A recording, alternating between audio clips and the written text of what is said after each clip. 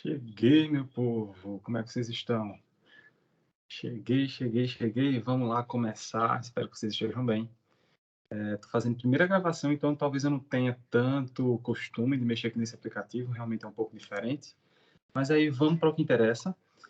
Hoje eu vim fazer só um resumo bem rápido, 15 minutos no máximo, para a gente poder lembrar um bocado de coisa das primeiras aulas lá de teoria do crime. A professora Natália Barroca, ela pediu isso, que a gente desse uma revisada na teoria do crime, para depois a gente entrar no conteúdo mesmo da matéria, que é a teoria da pena. A gente sabe que direito penal é uma das matérias mais cobradas que tem e que a gente precisa ter uma atenção legal mesmo, principalmente para quem quer seguir carreiras policiais, carreiras nessa área de penal e etc. É muito cobrado a parte geral do direito penal, que é justamente teoria do crime e teoria da pena. Teoria da pena nem tanto, é um pouco menos, mas teoria do crime é muito cobrado. Deixa eu ver se eu encontro aqui o arquivo para já começar a compartilhar. E daí eu queria pedir o seguinte a vocês, que... Carregar uma cópia... Substituir. E eu queria pedir o seguinte a vocês, quem estiver assistindo aí esse vídeo, por favor, comenta só a tua matrícula, porque a gente precisa registrar para a monitoria, toda participação a gente precisa registrar. Então, comenta a tua matrícula, só para a gente ter esse controle mesmo, tá? E daí eu já vou começar aqui o conteúdo com vocês. Eu tenho uns slides que eu preparei, a professora tem um material muito bom também, mas aqui eu fiz um pouco mais resumido, com um pouco mais de gráfico. Eu vou mandar esse material para vocês também, tá? Transferir para vocês. Sobre direito penal e teoria do crime, então, o conceito de direito penal é justamente essa questão dos valores fundamentais para o bem comum, para o convívio da sociedade como um todo, e para proteger esses valores, né? No caso, a proteção que o direito penal vai sempre se basear é a proteção de um bem. Esse bem, ele tanto pode ser algo físico, como pode ser também um bem interno, tá? Por exemplo, nos crimes que a gente vai ver isso mais na frente, nos crimes de defamação e etc. Você não está automaticamente denegrindo um bem físico, mas você está denegrindo um bem interno, a fama, o conceito daquela pessoa. O direito penal tem suas funções, está aqui para vocês acompanharem, tá bom? Eu vou passar isso aqui bem rápido, porque realmente isso aqui é um conteúdo que vocês já viram, isso é muito básico. Só para falar um pouco do Código Penal, porque tem gente que às vezes cai de avião aqui, às vezes não entende muito bem. Vamos lá, o Código Penal ele tem essa divisão, tá? Quando você pega o Código Penal, para quem ainda não pegou um Código Penal, aconselho que façam isso logo. Ele é dividido em duas partes principais. Primeiro, a parte geral. Na parte geral é justamente onde vai ter as normas gerais, onde vai ter os conceitos, os princípios, ele vai ter todas as regras. E na parte especial é onde vai ter realmente os crimes e as combinações de pena. Nós estamos estudando, lembrem-se disso, direito penal, teoria da pena. Então, nós precisamos entender que os crimes, eles vão ter as penas combinadas na parte especial. Porém, a parte geral é onde vai ter realmente a teoria do conteúdo que a gente vai estudar nesse semestre, beleza? Então, a gente vai caminhar muito juntos os dois. Só um detalhamento aqui da parte geral. Eu não sei se quando eu mexo aqui... Eita. Só um detalhamento aqui da parte geral, que aparece aí, né? Quando eu risco. Um detalhamento aqui da parte geral é que a gente vai ver que tem a aplicação da lei, vai ter a parte dos crimes, vai ter a parte... Agora, essa parte do crime aqui, minha gente, tá? Se liga que não são crimes e penas. Essa parte aqui é só especificando o que é crime tentado, o que é crime consumado, o que é, enfim, diversas partes diferentes. Talvez a gente veja isso nesses dias. Das penas, essa parte das penas aqui é mais para onde a gente vai focar nesse conteúdo, que é a parte de direito penal, teoria da pena. Então, vai dizer aí quais são os tipos de pena que são cabíveis e etc. Sobre medida de segurança, sobre ação penal, e aqui tá bem pequenininho para me ler, mas é extinção da punibilidade. Então, quando a gente fala de crime, é bom a gente lembrar disso também, tá? Quando a gente fala de crime, a gente está falando de uma forma genérica, porque a gente sabe que ele vai se dividir entre crimes e contravenções penais. Os crimes, eles vão estar tanto na lei penal, no Código Penal, como também em leis especiais, a gente chama de leis extravagantes. Vocês vão ainda estudar esse conteúdo lá na frente. Mas as contravenções penais, ela está num código específico, que é a Lei de Contravenções Penais, beleza? Fala também um pouco sobre o que é pena. O que é pena? Vamos ler isso aí, porque isso é importante para vocês. A pena é a retribuição imposta pelo Estado diante de um ilícito penal. Deixa eu aumentar aqui um pouquinho para mim. Beleza. E que consiste na privação ou restrição de bens jurídicos determinados em lei. Veja que a pena, quem vai determinar não são as pessoas. Quem vai determinar a pena não é eu, fulano, você. Quem vai determinar é o Estado. Obviamente na pessoa do juiz, obviamente na pessoa do magistrado que vai estar ali naquele local, mas ele não fala por si, ele está ali representando o Estado, beleza? E essa pena é imposta diante de quê? De um ilícito penal. Então, para que haja uma pena, para que haja uma punição penal, precisa-se haver um ilícito penal, tá? Nem todo ilícito é penal. Se lembrem disso. Beleza, vamos lá. Teve alguns movimentos penais, eu acho que vocês devem ter lembrado, devem ter estudado isso, com certeza, que é o abolicionismo penal, o garantismo, os axiomas do garantismo são bem, assim, o que a gente vê hoje em dia acontecendo, pelo menos em alguns princípios, não há pena sem crime, não há crime sem lei anterior, na verdade, não há lei penal sem necessidade. Para que a gente criar uma lei penal que não vai ter nenhuma serventia naquele momento ali, um crime a mais, enfim. Esses axiomas aqui do garantismo penal, eles são bem vistos, são bem utilizados hoje em dia, apesar de que também já é um pouco ultrapassado, né? Isso é bem antigo. Enfim, também tem o movimento Lei e Ordem e uma síntese reflexiva. Aí eu queria que vocês dessem uma estudada com mais calma, uma lida com mais calma, só para lembrar mesmo, tá bom? E aí vamos para as fontes. As fontes do direito penal. A fonte material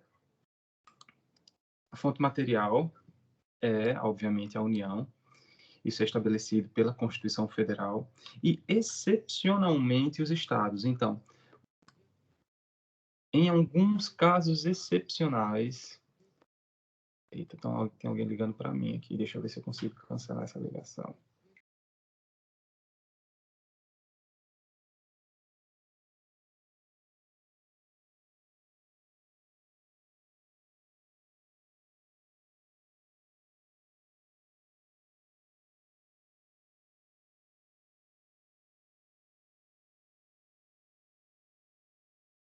Estava sem microfone, não foi? Foi. Porque alguém ligou para mim aqui e aí caiu. Mas eu voltei aqui.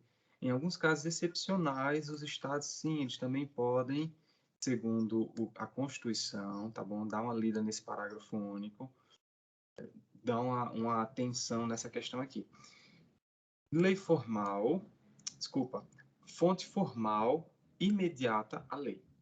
E aí, quando a gente fala lei, a gente tem que lembrar tanto do Código Penal, como também das leis extravagantes. Aí a gente vai ter a lei de drogas, a gente vai ter a lei do desarmamento, a gente vai ter a Maria da Penha, a gente vai ter diversas leis que vão caminhar junto, que vão trazer também combinações penais, vai trazer também definição de crimes, e a gente precisa lembrar delas também, tá?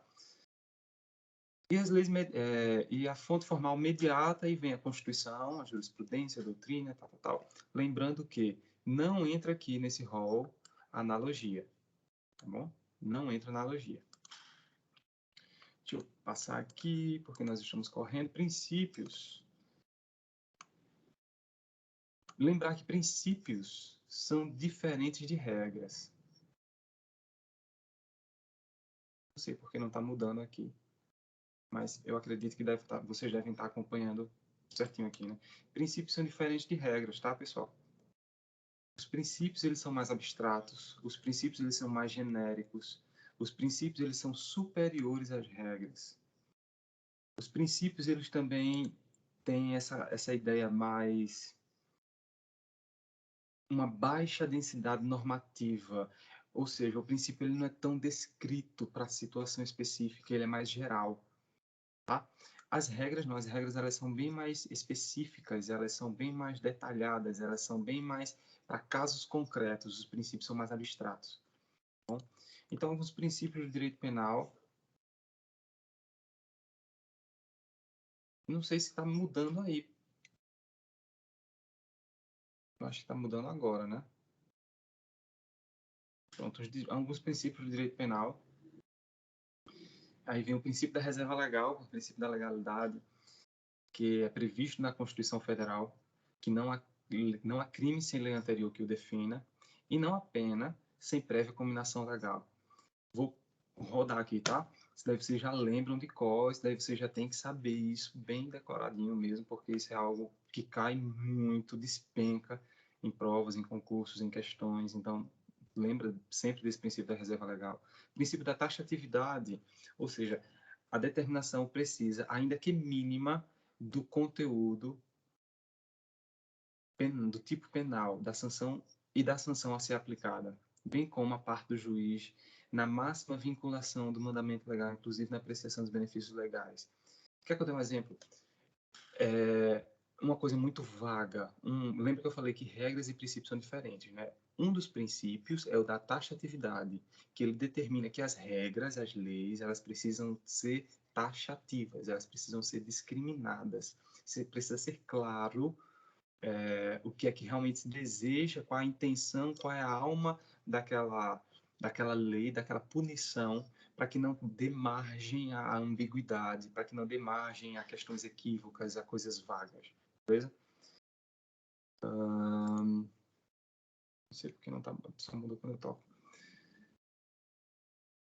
O princípio da reserva legal também vai se dividir aqui, ó, na legalidade, da estrita legalidade e da legalidade.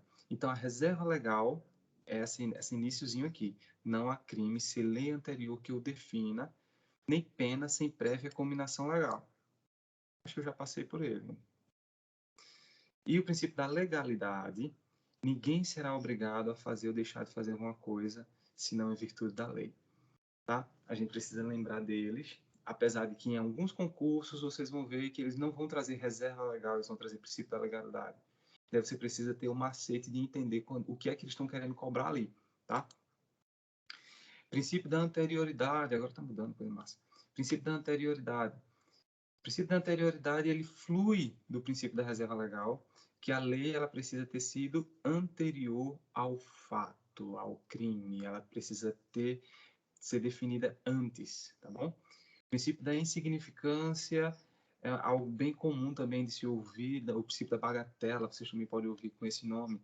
Ele veda a atuação penal do Estado, quando a conduta não é capaz de lesar, no mínimo, de colocar em perigo um bem jurídico tutelado de forma penal. Ou seja, vamos supor que seu José foi no mercado e ele roubou, sei lá, um pirulito. Será que vale a pena acionar o direito penal? Será que vale a pena acionar delegacia, todo o sistema por causa de um pirulito? Não, é algo insignificante, algo que dá para passar, entende? É crime, formalmente, sim. Materialmente, também. Porém, o princípio da insignificância ele vem reduzir esse excesso de uso da máquina penal. O princípio da individualização da pena, vocês também já conhecem muito bem, que é o princípio que ele vai justamente dar base para a questão que vamos estudar, que é o critério trifásico do artigo 59, que são a pena base, mais agravantes, mais atenuantes, majorantes, minorantes, vocês vão ver tudo isso, tá bom? Ele vai individualizar a pena literalmente. Vamos supor que duas pessoas cometem o mesmo crime, no mesmo dia, na mesma hora. A pena das duas vai ser exatamente igual, sim ou não? Depende. Depende de quê? Depende de todo o histórico, depende de se uma delas tem reincidência ou não, vai depender se é família ou não, vai depender... Enfim, tem diversos detalhes que individualizam a pena. Então, duas pessoas podem ter cometido o mesmo crime, ok, mas a pena não obrigatoriamente vai ser igual. Vai depender da situação individual de cada uma. O princípio da alteridade vem falar que o direito penal ele não vai recair sobre pessoas que estão fazendo mal a si próprias. Por exemplo, Suicídio. Suicídio não é crime no Brasil, mas o incentivo ao suicídio, sim. O incentivo à autolesão, sim. Inclusive, foi um avanço que nós tivemos da inclusão da parte da autolesão. Não sei se vocês acompanharam isso. O consumo de drogas também não é considerado crime, porque a pessoa está fazendo mal a si mesma. Porém, a venda, a distribuição, a compra, enfim, a gente precisa entender justamente qual é o bem jurídico que está sendo tutelado. Se o bem jurídico está sendo tutelado é a própria pessoa, ela contra ela mesma, então não. O princípio da alteridade ele vem resguardar o direito penal de recair sobre esses detalhes. E daí eu vou passar alguns aqui, porque senão a gente não vai ter muito tempo, mas aí eu considero que vocês vão dar uma lida bem rápido, só para lembrar mesmo, porque isso daí vocês já viram. Não sei porque tá assim. Ficou, agora ficou. Tá meio louco aqui. Então vamos lá, aqui tem um mapa mental para vocês, para lembrar um pouco de alguns princípios. Aí vem aqui o princípio da legalidade, ele vai se dividir, enfim, princípio da intervenção mínima, princípio da culpabilidade, da adequação social, da humanidade. Isso aqui é muito legal para quem quer memorizar, para quem quer relembrar, para quem quer dar uma estudada mesmo, valendo, para poder ter um conteúdo massa quando a gente for estudar realmente o conteúdo que é teoria da pena, vocês vão ver que vocês vão precisar desse material.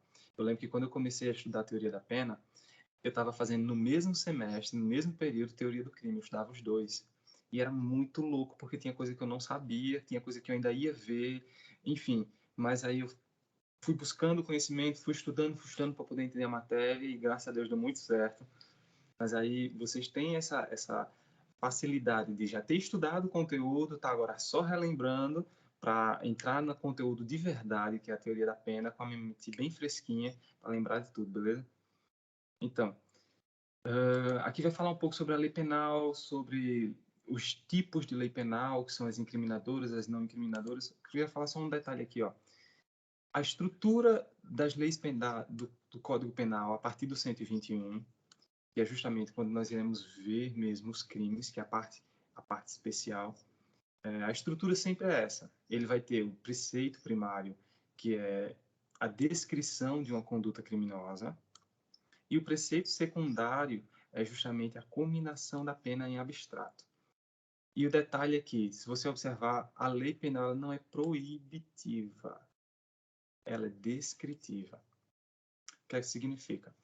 A lei penal ela não diz assim, é proibido matar alguém. Não. Ela é descritiva. Matar alguém e vem dizendo a pena em abstrato. Então, entende-se que é uma proibição indireta. Beleza? É bem legal isso a gente entender já de cara para não ter dúvidas, não ficar com alguma questão mal resolvida aí nesse conteúdo. Tipo lá. Leis penais no tempo. Então vamos lá. Lembra que tem a LINDB é o artigo 1, que é a lei de introdução, enfim, vocês já sabem. Fala que a lei começa a vigorar em todo o país 45 dias depois de oficialmente publicada, que é justamente o período que nós chamamos de vacatio legis. O tempo em que a lei inicia a vigoração geralmente é de 45 dias após a publicação, mas não é obrigatório ser 45 dias, tá? A lei pode trazer em seu dispositivo o tempo de vacatio, né, específica. Quando a lei começa a vigorar imediatamente, não existe vacatio legis. Então, existem leis que começam a vigorar imediato, e daí vocês precisam lembrar desses detalhes quando está fazendo uma questão, quando vai fazendo prova. Porque, às vezes, o professor ele não especifica a partir de quando aquela lei começou a mudar. E daí, se não tem especificação, lembra que são 45 dias. Mas se diz que a lei foi modificada e ela tem aplicação imediata, vigoração imediata, então não existe vacatio legis. Tá? Deixa eu só pular aqui um pouquinho. Isso daí vocês já lembram disso. Mas vamos lá, vamos lembrar do Código Penal em si. O Código Penal ninguém pode ser punido por fato que lei posterior deixe de considerar crime. Então, se eu fiz algo hoje e uma lei e ainda... Acho que eu já estou começando a me confundir um pouco, né? É porque a letra está bem pequenininha. Ah, não está mudando aqui também. Mudou demais agora. Cadê? Aqui. Do aí agora. Ninguém pode ser punido por fato que lei posterior deixa de considerar crime, cessando, em virtude dela, a execução e os efeitos penais da sentença condenatória. Ou seja, cessa a execução e os efeitos penais. A pessoa vai sair de lá inocente? Não. Mas os efeitos penais, eles cessam. Por exemplo, se você considerar, você comete um crime hoje, vamos supor, roubo de canetas. Você rouba uma caneta e a partir de amanhã o roubo de canetas ele não é mais considerado crime. Então você não vai ser punido, você não pode continuar sendo punido por algo que não é mais crime. Você vai continuar tendo os efeitos de reincidência, os efeitos de questão de já ter passagem ter perdido a... Ai, meu Deus, sumiu a palavra agora. Você não é mais um réu primário. Saiu a palavra da mente agora. Quem lembrar, escreve aí no chat, tá? Para a galera lembrar. Você não é mais um réu primário. Então, você já deixa de ser réu primário e etc. Isso daí continua. Porém, você não vai estar mais está cumprindo a execução desse efeito penal. Se uma lei posterior favoreceu o agente, aplica-se aos fatos anteriores, ainda que decidido por sentença condenatória transitada em julgado. Se uma lei posterior favorece, aí sim vai ser aplicado aos fatos. Porém, se há uma lei posterior, ela piora, não vai retroagir de forma a prejudicar o réu, beleza?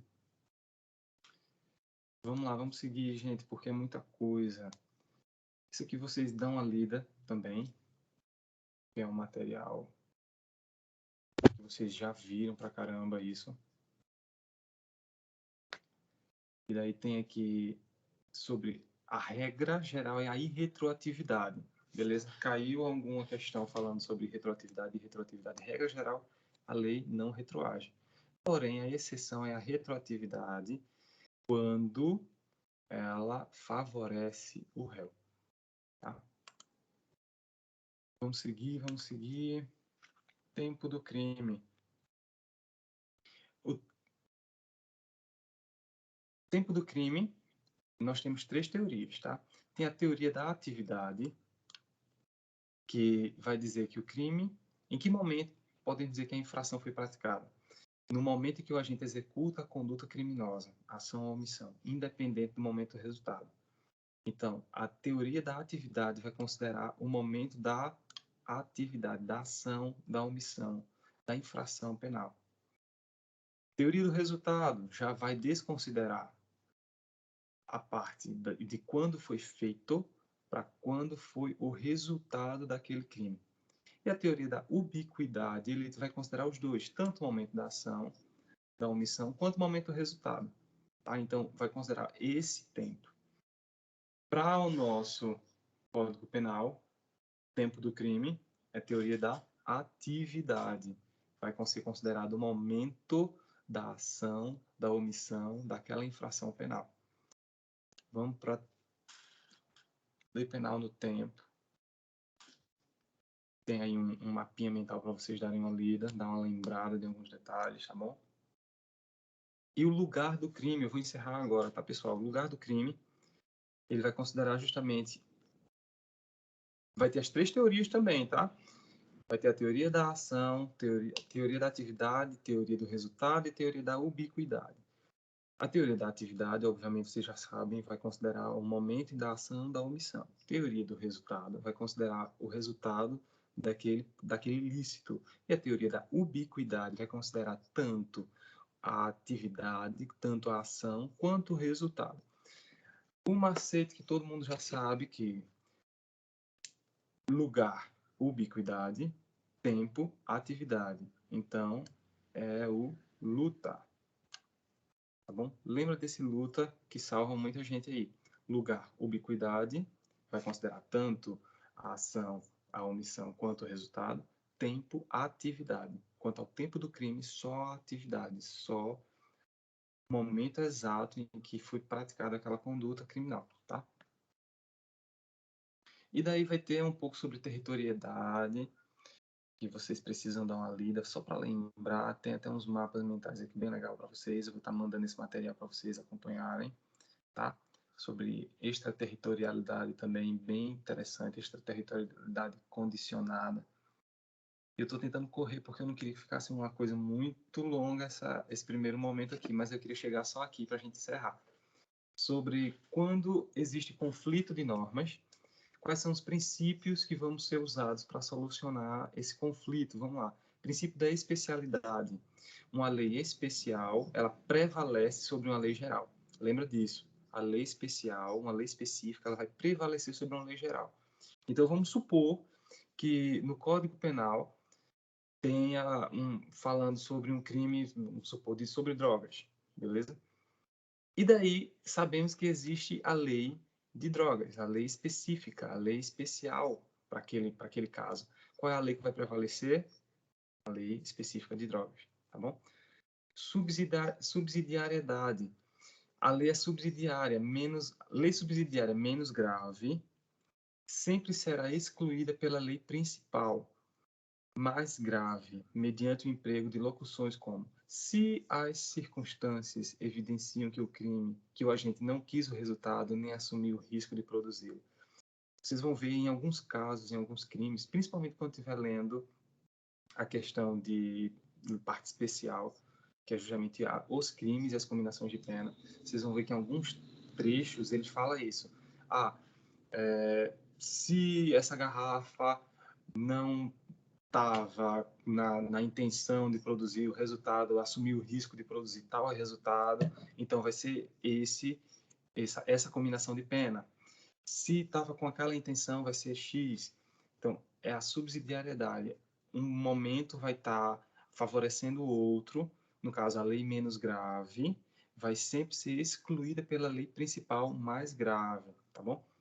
A consunção é o mais conhecido, e a gente vai ver muito isso, principalmente em teoria da pena, que o fato mais amplo e mais grave consome e absorve os demais fatos menos amplos e graves. Um exemplo, uma pessoa, ela com a intenção de matar alguém, ela, enfim, começa a agredir ela com faca, com pontapés, com murros e etc. Ela não pode ser condenada por lesão corporal e homicídio. Não. Se a intenção dela desde o início sempre foi o homicídio, ela vai ser somente condenada por homicídio, tá bom? Isso é a consunção. E a alternatividade é a situação em que dois ou mais dispositivos legais se repetem diante do mesmo fato. A aplicação de uma norma e um fato exclui a aplicabilidade de outra e também prevê. Por exemplo, vamos supor que duas leis estejam falando da mesma situação, tá bom? Do mesmo crime, só que de forma diferente. Vamos supor que lesão corporal, o resultado morte e homicídio, tá?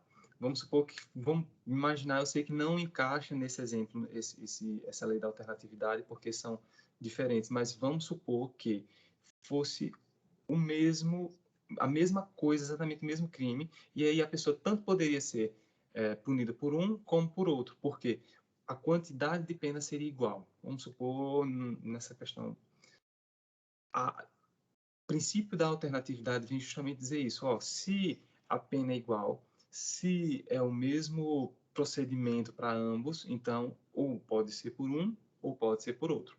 Ponto. Não tem mistério. Só isso.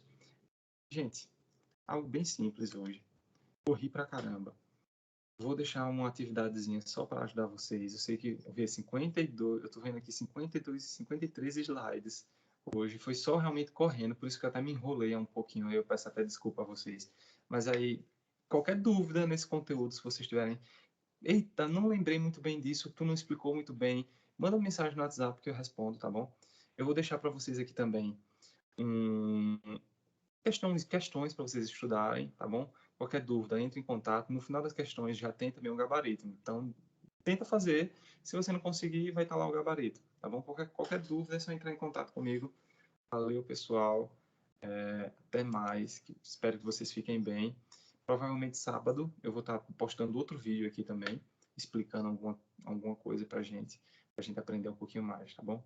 Valeu, pessoal. Grande abraço. Até mais.